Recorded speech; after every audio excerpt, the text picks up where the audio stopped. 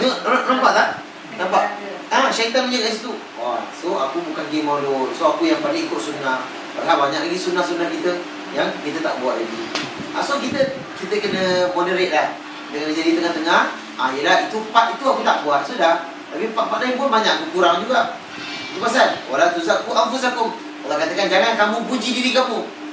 Betul, kita ikut sunnah. Yes. Part itu, part lain. Jadi kena menilai satu benda tu dengan luas. Dengan luas supaya kita pun tak shock sendiri. Yalah. Ataupun kita rasa ujub. Itu pasal para ulama katakan dosa yang paling kita takut adalah ujub, iaitu membangga diri. Kau buat sunnah, alhamdulillah, itu antara kau dengan Allah. Orang lain nak buat, itu pun antara dia dengan Allah. Cuma kalau kita rasa kita nak bagi pendapat, boleh. Nak paksa, no. Boleh tak? Itu kita punya stand. Nak paksa orang sekali-kali tidak. Kalau kita nak bagi pendapat, kita macam ni, ada pendapat macam ni, pendapat macam ni. So bagi dia pilih. Pasal kita bukan Tuhan. Untuk paksa dia ambil aku punya pendapat. Faham tak maksud saya? Jadi kita jangan jadi kuku besi lah. Kita bagi dia pendapat open. Okey, kau rasa nak ikut yang tu, tapi nak buat macam mana? Aku tak boleh halang, dan aku sendiri tak boleh nak pukul kau.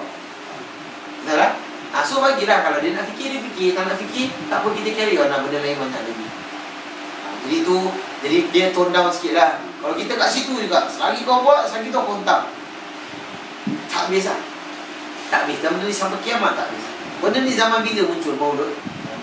Zaman Fatimiyah dulu. Zaman Fatimiyah sampai sekarang. Rasanya kita hero ke? Boleh settle kan sekarang? Takkan boleh settle. Bukan maksudnya kita tak ambil indah. Kita ambil indah. Cuma yelah, benda lain pun takkan itu juga setiap tahun benda. Bila datang Maulud juga datang. Benda sekali dua dah cakap, kita nak dengar, sudah biar. Kita buat benda lain. InsyaAllah lah, itu lebih diberkati lah bagi saya. Jadi tak adil pula. Kita asyik hantar aja pun, itu bukan adab kita juga. Ada satu macam saya rapat lah juga, tapi dia ada ikut Naqsyabandiyah. Naqsyabandiyah lain. Naqsyabandiyah kita ambil meja ni. Yang ada gambar tu, tapi kita tak tahu macam mana nak approach lah. Kita takut nanti kecil hati dia something. Betul.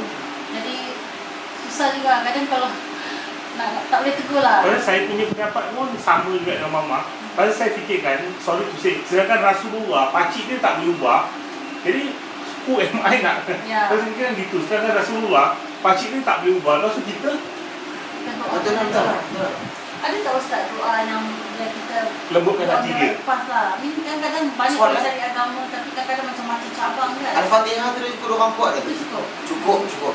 Pasal dalam Islam, jalan yang benar tu satu. Cuma dia belum sampai lagi mungkin. Cuma dia masih lagi ada ego dia tak nak buka telinga dia. Kadang-kadang kita berjidal, itu kita punya hujah semua power. Tapi once kau tak nak dengar juga. Yalah, dah tertutup dia. Yes, dah tertutup. Tak apalah. Kita doa di zahiril ghaib. Apa maksudnya? Kita doa dari secara ghaib. Itu lebih bermakna daripada kita hantar makin dia benci. Tapi itulah kalau masuk bab Naqsyabandi ni dah susah. Saya cakap terus Melayu dia ada gambar. That's why. Tapi solat bagus, itu semua bagus. Naqsyabandi apa? Dia coklat baru. Aliran yang kopi besar Yang sokong tajam. Tapi dia punya ketua Dia daripada Suryalaya tau. Apa tu Abah Anum. Indonesia. Sebab tu saya pun pernah ikuti kelas-kelas Alina Abah Anum kan. Kat Suryalaya kan. Macam saya bikin kita punya orang rapat ni nak pegang ke sana semua. Indonesia lah boleh macam-macam. Ada gambar tu lah selalu kita kalau solatkan bilik dia kan nampak gambar tu. Besar tau. Bilik salat tak Muka dia je. Gambar siapa tu? Gambar itu Syed dia kan. Naqsyabandi tu lah. Dia ketua Itu dia. bukan yang Naqsyabandi Kazim. Bukan, ni lain dia kat Indonesia. Tak tahu. Suralaya lah. Abang Nom tu. Nama tu. Itu dah masuk part akidah lah. Tapi macam mana teruk dia pun, Dia bagi kalau kita lihat dia tak ada apa-apa lah Ustaz. Solat pun okey, puasa semua okey. Macam Zahiri itulah, cuma takut dia punya yang dia letak gambar tu semua kan. Itu daripada Ustaz dia jugalah tu yang ajar. tak dia tak okey. Okey. Kau ada kunci. Takut Dia kalau dah once tarikat, yes. Dalam tu dia ada banyak level-level dia yang dia nak kena sampai. Salat Islam Tapi masih termasuk dalam ini lah. termasuk dalam Islam. dia termasuk dalam Islam lah. Tapi kalau dia ada buat benda-benda kesyirikan itu sampai memuja, itu dia keluar dari Islam.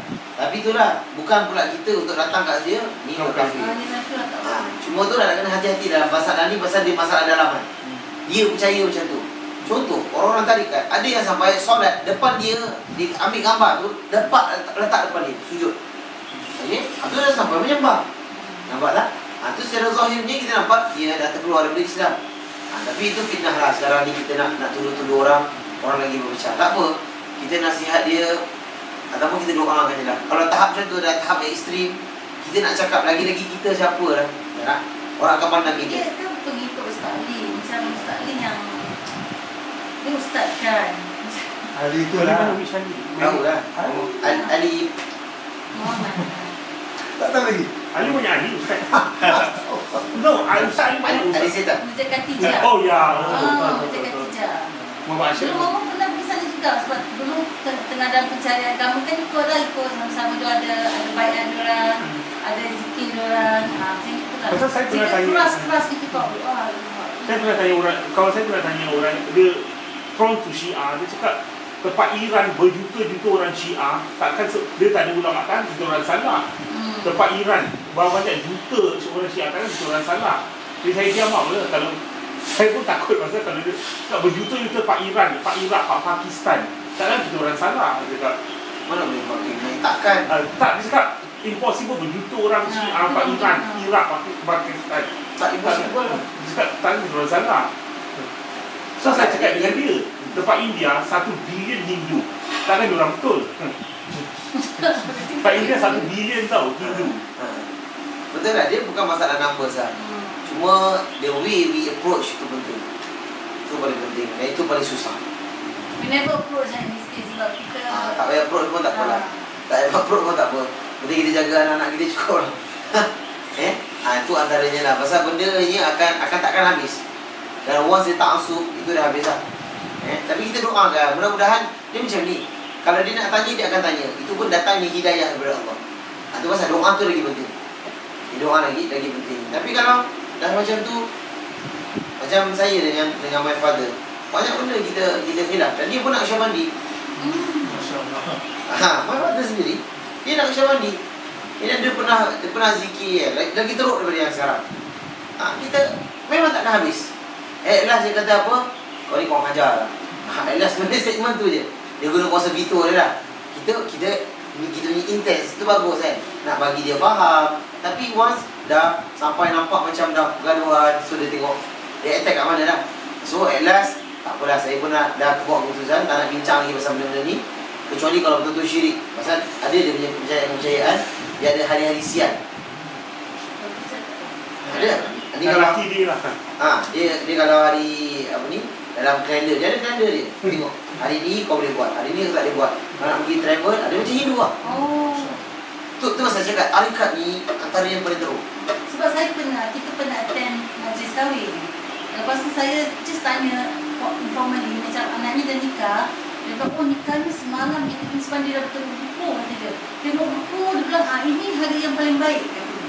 Kita tak minta experience, tahu kita pun kerjakan. So itu pun salah satunya lah. Yes. Jadi ini semua boleh membawa kepada kesyirikan. Tu pasal banyak sebenarnya nak tegur tarikat. Tapi saya rasa kita nak tegur tu taklah. Faham kan? Lagi-lagi nanti dia cakap Ustaz Ali. Tu public figure kat Singapore kan. Nampak banyak award. Jadi takkan dia salah. Tu lah, macam dia cakap dah, takkan dia salah, suka kau lah. Cuma insya-Allah lah perlahan-lahan kalau Allah nak bagi dia hidayah, dia nak cari, dia akan cari. Selagi dia tak nak cari, tapi kita pun perlahan-lahan je dah. Kita bagi kena-kena je dah. Muka ni besar sangat lah, tukarlah muka lain tu. Kadang-kadang orang marah. Saya tahu lah. Cuma dalam keadaan bergurau je. Maybe bagi dia tak rasa lah. Tapi dalam bergurau tu ada serius ni. Kadang-kadang benda kalau dah terlalu lama pun susah. Macam kita dah bertahun-tahun buat maulud, 3 tahun ni tak buat maulud, kita rasa janggal. Tengoknya macam makan sirih. Orang Melayu dulu Hindu, berpuluh-puluh ratus tahun dia tak makan sirih. Cuma 10 tahun, 20 tahun yang lepas orang Melayu dah stop makan sirih pasal orang muda-muda dah tak makan sirih. Dan dengan secaranya budaya ni dah. Tapi kita kaji, kalau orang tu tak makan sirih 30 tahun lepas macam janggal gitu. Pasal budaya Hindu dah melekat 200 tahun, 300 dan dulu. Berapa lama orang Melayu dah peluk bukan dulu. Betul lah. Tapi insya-Allah lah, tengoklah macam mana. Yang nak belajar dia akan belajar. Yang tak nak belajar dia tak Dapat kajian dia lah. bahagian dia lah, seperti dia lah Jadi kita pun kadang-kadang nak cakap banyak, takut kita yang terlebih. Pasal cakap dengan orang ni sakit hati. Betul. Masa dia nanti dia akan keluarkan benda gaib dia. Lagi kita bagi syaitan pun, kau tengok. Kafir dah tu. Terus nanti akan terkeluar benda tu. So pun hati-hatilah, ni semua permainan syaitan. Kalau yang apa nama dia, aurat Muhammadiyah itu pun tarikat juga. Sama tu, semua satu geng ya. Malaysia, Idrisiah lah. Idrisia pun ada yang prominent tau. Kat Idrisia, sini. Sasbiah. Aspek, Malaysia. Oh, wah. Jadi itu takkan semua salah kan. Biarlah, takkan semua Semua salah. power figure kan sekarang. Tak apa. Biar. Tapi Allah katakan bahawa ja'al haqqu wa zahaqal batil. Akan datang kebenaran dan akan hapuslah kebatilan. Tu je lah kita yakin lah. Pasal kita nak ubah semua orang, takkan boleh. Dan kita nak hentam ustaz yang dia sanjung. Tak boleh. Itu tak boleh. Tu jangan sekali-sekali. Jangan.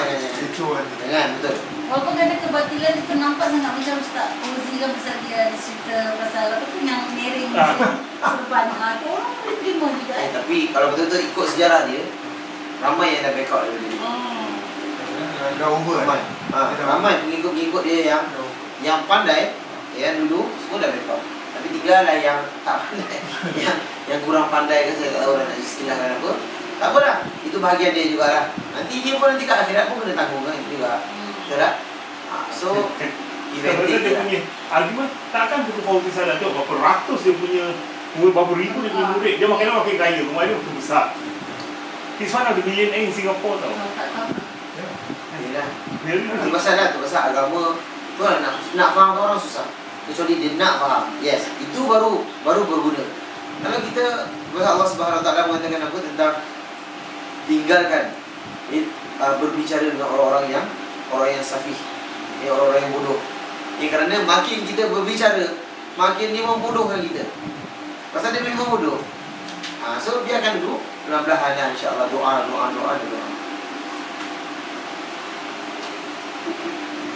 Okey, kita tengok innahu kana tawwaba.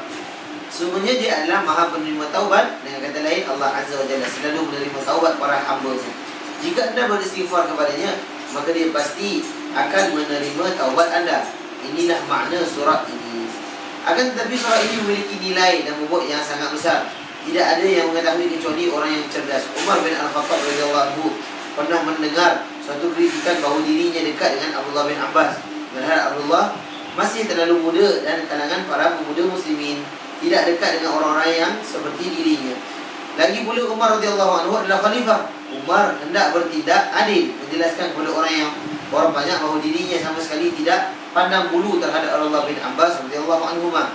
Sehingga dia mengumpulkan para tokoh Muhajirin dan Ansar pada suatu hari. Bersama mereka turut pula Abdullah bin Abbas. Ini cerita yang tadi saya katakan tadi itulah.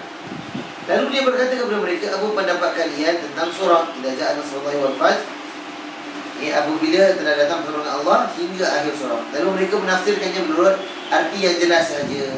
Sebagai mereka mengatakan, jika kita diberi pertolongan dan diberikan kemenangan, kita diperintahkan untuk memuji Allah dan memohon ampun kepadanya. Sebagian lagi berkata, kita tidak tahu. Sebagian lain tidak mengatakan apa-apa. Lalu Umar pun berkata, apa pendapatmu wahai Ibn Abbas? Wahai Amirul Mukminin, dia itu adalah tanda ajal Rasulullah SAW. Ini Ibn Abbas jawab.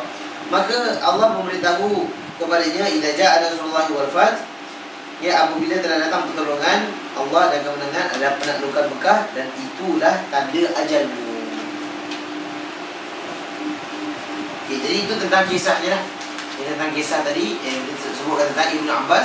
Dia punya moral of the story, dia jangan pandang rendah ke orang.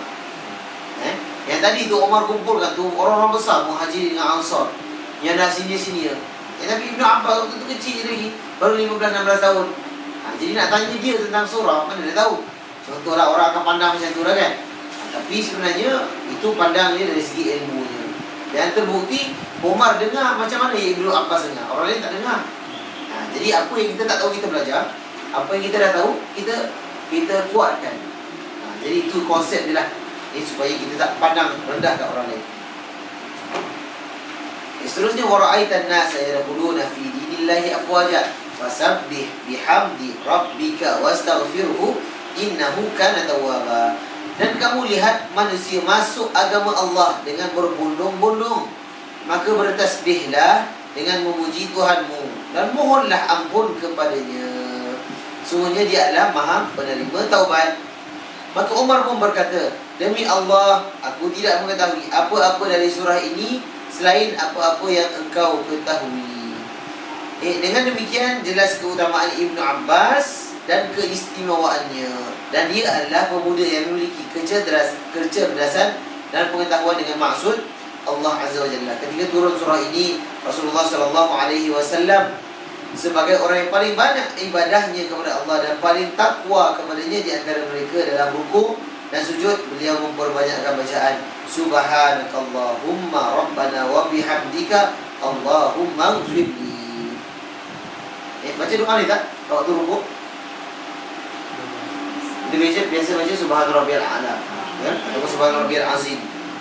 Antaranya baca doa ni. Boleh kerana doa ni adalah doa pun yang sabit daripada Nabi. Ini dalam keadaan dalam sahih Bukhari. Maka kita mengatakan Maha suci Engkau ya Allah, Rabb kami, dan segala puji bagi Engkau. Ya Allah, ampunilah kami dosa-dosa kami, berlebih-lebihan dalam urusan kami, kokohkan langkah kami dan menangkan kami atas kaum kafir. Jadi itu pasal dalam banyak rukuk dan sujud itu banyak sebenarnya doa-doa yang kita boleh cek balik ya. Kita boleh cek balik dan untuk kita tambahkan amalan kita. Jadi tengok surah yang simple tapi maksud yang agung. Jadi baca ni rukuk mesti doa, sujud doa. Subhanakallahumma wa bihamdika Allahumma ighfirli. Itu boleh. Jadi kat situ adanya kesimpulan daripada surah An-Nasr.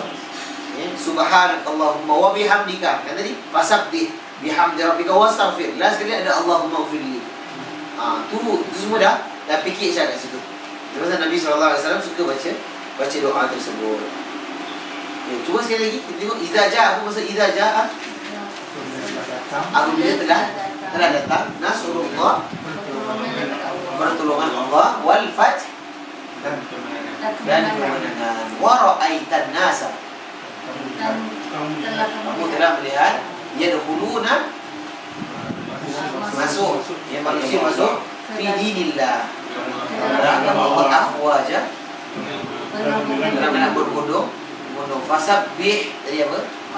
Tasbih dah. Bihamdi rabbika, dan memuji dengan memuji Tuhanmu, wastaghfir, dan mohon ampun. Innahu kana tawwaba. Ya, Maha penerima taubat. Ini subhanallah. Jadi alhamdulillah. Besok minggu depan macam mana? Nak pakai buku lain? Bagus juga Ustaz, sebab kalau dari segi aku tu yang basic mungkin anak saya kurang juga. Macam you all okey tak? You all Mama lebih tahu tak you all. Apa you all rasa nak belajar? Abang tak apa, abang okey Abang Samsudin. Taklah, kita pun nak start pada basic, nak polish balik. Kalau buku Minhajul Muslim tu bagus. Dia banyak sebenarnya benda yang itu kita. Tapi kita perlu beli tak? Ataupun satu cukup kita cuma kopi? dia kalau beli tu baguslah. Tapi berat lah benda tu. Kosong. Tebal lah. Tu memang. Oh, okey. Kalau Batam tak jual Batam ada jual, tapi kalau nak order sekali 10-20 tak ada lah. Unless kita pergi dalam 3 orang. Kena order. Ayah saya buat macam itu lah. Ustaz, berapa kalau Singapura dengan Batam berapa? Singapura berapa? Singapura mahal lah. Tapi tak dapat banyak lah. Tapi bagus confuse lah. Kan? Minggu-minggu kan? Pasal ni bagus je, akidah ada, ibadah ada, muamalah ada, Benar. transaksi semua ada dalam tu. Mak Azhari dia pergi Batam ke lama. Aku salah satu dulu lah. At least dapatkan 5. 10 cukup lah. Biasa 10 kan kita ada